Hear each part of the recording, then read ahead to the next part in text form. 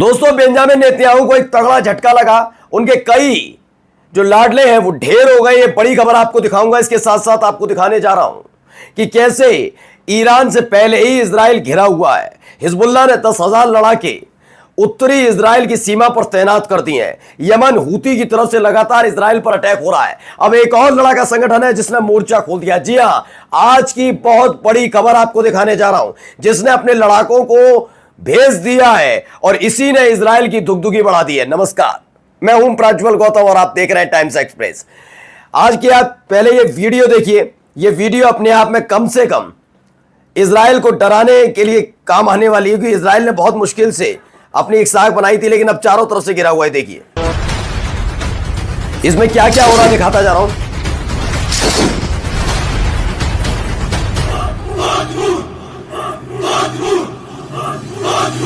ये एक नया लड़ाका संगठन है दोस्तों।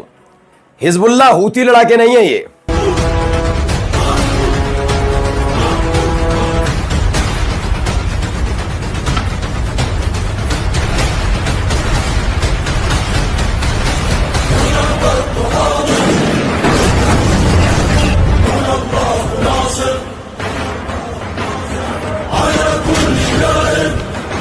दरअसल ये मुस्लिम ब्रदरहुड के लड़ाके, उन्होंने मिस्र से ये वीडियो जारी कर दी है। अब आपको मैं समझाता हूं आखिरकार मुस्लिम ब्रदरहुड अचानक से इसमें क्यों कूद आया। तो आपको याद होगा, अभी हाल ही में हैक हुई थी, एक के बाद एक वेबसाइट हैक हो रही थी, सैटेलाइट हैक हो रही है इजराइल की। इन सब के बीच एक मैप निकल कर आ गया। यह मैप था ग्रेटर इजराइल का। दरअसल अब तक ग्रेटर इजराइल का चर्चा अलग अलग न्यूज चैनल में सुनी जाती रही, लेकिन किसी को यह पता नहीं था ग्रेटर इजराइल का मतलब क्या है, यानी कि किस इलाके में वो कब्जा करने जा रहा है। सीरिया वाले सोचते थे वो इराक तक सीमित रहेगा, इराक वाले सोचते थे कि वो मिस्र की जमीन पर कब्जा करेगा, फिलिस्तीन को अपने आप में मिला लेगा, गजा उनका हो जाएगा, ये हो जाएगा। लेकिन उनको पता ही नहीं था ये गजा और वेस्ट बैंक के आगे उन्होंने कई सारी तस्वीरें देख रखी हैं। हमने आपको 2 दिन पहले वो तस्वीर दिखाई थी, वो मैप दिखाया था, जो सीक्रेट मैप था, सबके सामने आ गया, जिसमें इराक भी शामिल है, सीरिया आधे से ज्यादा शामिल है, सऊदी अरब को भी कब्जा करना है इनको, मिस्र का हिस्सा भी लेना है, इजिप्ट का, ये तमाम चीजें। जैसे ही ये खबर निकल कर आई, वैसे ही मुस्लिम ब्रदरहुड जो इजिप्ट से ताल्लुक रखते हैं वो आगे आ गए। उन्होंने इजराइल के खिलाफ मोर्चा खोल दिया है। देखिए क्या है, मुस्लिम ब्रदरहुड के लड़ाकों ने मिस्र से वीडियो जारी की और धमकी दी है, हम आ रहे हैं। ईरान के बाद अब केवल मिस्र ही शेष है और इसके साथ ही इजराइल के लिए पूरे क्षेत्र को सैन्य दृष्टि से असहाय और निष्क्रिय करने की रणनीतिक प्रक्रिया अपने अंतिम चरण में पहुंच चुकी है। यानी कि अब देखिए हर तरफ क्या हो रहा है, हर तरफ लड़ाका संगठन एक एक करके इजराइल के खिलाफ मोर्चा खोल रहे हैं। यह तस्वीर निकलकर सामने आई। अब इन सब के बीच ईरान की ताकत जिस तरह से बढ़ रही है, जिस तरह से दिक्कतें मिल रही हैं इनको, उसे लेकर भी ये परेशान बड़े चल रहे हैं।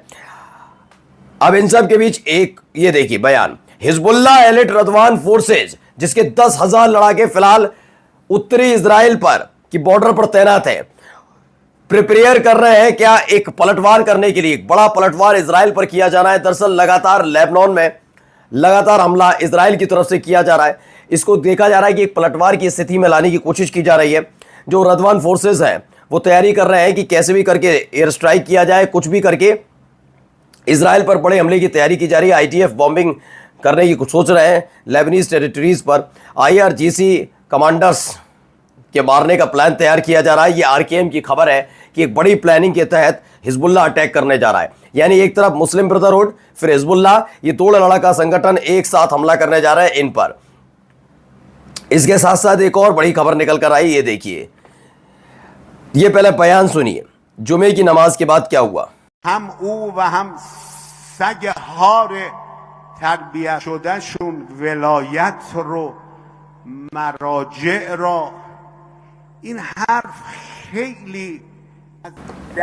दरअसल तेहरान के जुमे की नमाज के इमाम आयतुल्लाह अहमद खतामी ने आज के खुतबे में कहा कि इस्लामी कानून की व्याख्या के मुताबिक अमेरिका के राष्ट्रपति डोनाल्ड ट्रंप और इजरायली प्रधानमंत्री नेतन्याहू को फांसी दी जानी चाहिए। यानी फांसी की मांग लगातार उठ रही है और फांसी की मांग सुनते ही IAEA के जो चीफ हैं राफेल ग्रोसी, जैसे उनको पता लगा कि उनके खिलाफ अब नाराजगी इतनी बढ़ गई है, तो उन्होंने पहले तो ईरान ने मना ही कर दिया, अब IAEA से हमारा कोई लेना देना नहीं। वो दबाव डाल रहे थे, लेकिन जैसे ही खबर आई कि वहां तो मुकदमा चलाने, गिरफ्तार करने और फांसी देने की मांग उठ रही है, उन्होंने कहा नमस्ते, मैं कभी नहीं जाऊंगा ईरान। अब ऐसे ही हालात यहां पर है। अमेरिका और इजराइल के प्रधानमंत्री यानी अमेरिका के राष्ट्रपति डोनाल्ड ट्रंप और इजराइल के प्रधानमंत्री बेंजामिन नेतन्याहू को फांसी देने की मांग लगातार ईरान में सिर चढ़ रही है, लगातार सवाल पूछा जा रहा है। तो दूसरी तरफ इजराइल अपने आप में बहुत परेशान चल रहा है। हुआ यह कि ईरान एक के बाद एक मिसाइलें न केवल बना रहा है, नई नई मिसाइलें, बल्कि वो दिखा रहा है उसके टारगेट पर कौन कौन है। जैसे उसके टारगेट पर इजराइल के कौन कौन से प्रतिष्ठान है, वो सरकारी हैं, संवेदनशील इलाके हैं, मिलिट्री बेसेस हैं, क्या क्या। अब इसके फौरन बाद एक खबर आई है कि ईरान की मिसाइल हमले से सीख लेते हुए इजराइल अपने एयर डिफेंस को मजबूत करने में जुटा है। IAI के CEO बोआज लेवी ने कहा, एरो 5 मिसाइल डिफेंस सिस्टम पर काम शुरू हो चुका है, जो एरो 4 से कहीं आगे स्टार वॉर्स स्तर की क्षमताएं देगा। लेकिन यहां एक बड़ा सवाल उठ खड़ा होता है। दरअसल हुआ यह है कि आपको पता है कि इजराइल ईरान के मुकाबले बहुत कमजोर नजर आता है। परमाणु हमला, परमाणु इन पर बम है, न्यूक्लियर वेपन है, बस यही बात है। अदरवाइज अगर आप इनकी मिसाइल्स देखें, बम, गोला बारूद, रॉकेट, ड्रोन, कोई भी देखें, टेक्नोलॉजी जो वेपन्स टेक्नोलॉजी है उसमें बहुत पीछे नजर आता है इजराइल। उस मुकाबले पर जाकर खड़ा नहीं होता जहां आज भी ईरान खड़ा है। इसीलिए इनको बार बार जब इस तरह के हालात बनते, अब तक आप किससे लड़ रहे थे? उन लोगों से लड़ रहे थे जिन पर वो अत्याधुनिक हथियार हैं ही नहीं। हाँ, हिजबुल्लाह के लिए मैं कहूंगा कि ईरान भेजता, लेकिन एक बात याद रखिएगा, ईरान सारे हथियार नहीं भेज देता हिजबुल्लाह को, चुनिंदा हथियार भेजे जाते हैं। इसीलिए आपने देखा कि हिजबुल्लाह से जब अटैक हुआ था तो ये बैकफुट पर तो नजर आए, एक हद तक हालात ये पैदा हो गए कि कर कुछ नहीं पाए। अच्छा, हिजबुल्लाह के साथ दिक्कत क्या हुई? उन्होंने एयर डिफेंस सिस्टम ईरान ने थोड़ी ना भेजा था लेबनान को। अगर वहां पर यह स्थिति होती तो आज घुटने के बल बैठा हुआ होता इजराइल।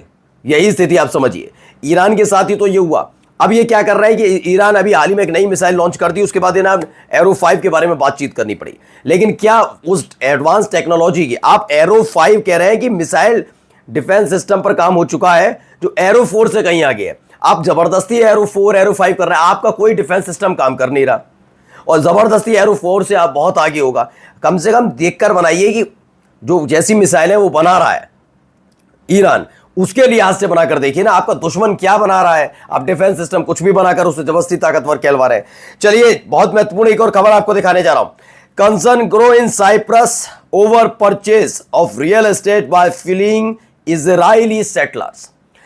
साइप्रस सबसे ज्यादा इस समय परेशान चल रहा है। एक ऐसा देश जो इजरायलियों के लिए खुला रहा, एक ऐसा देश जो लगातार इजराइल को सपोर्ट करता रहा, एक ऐसा देश जो इजराइल के साथ खड़ा रहा। लेकिन अब वहीं से लताड़ और खदेड़ कर इजरायली भगाए जाए तो बड़ी बात नहीं, क्योंकि ये जो जब तक उसको सपोर्ट करता रहा, जब तक ये इजराइल के लोग वहां जाकर घूमे फिरे, खाए पिए, लौट कर आ गए वाली स्थिति थी। अब क्या हो रहा है? वहां जाकर बस रहे हैं, वहां जमीनें ली जा रही हैं, वहां जाकर पूरा का पूरा बिजनेस शुरू किया जा रहा है, और इजराइल में यहां पे शॉप बंद कर दी जा रही है। जैसे ही खबर साइप्रस की सरकार को मिली है कि यहां पर अपना इजराइल बसाने की कोशिश की जा रही है, साइप्रस की सरकार न केवल चिंतित हुई, बल्कि खबर यह है कि इनको खदेड़ने का, यानी जो इजराइल छोड़कर साइप्रस में अपनी जमीन ले रहे, रहना चाह रहे, उन्हें खदेड़ने की तैयारी में जुटी है। नमस्कार।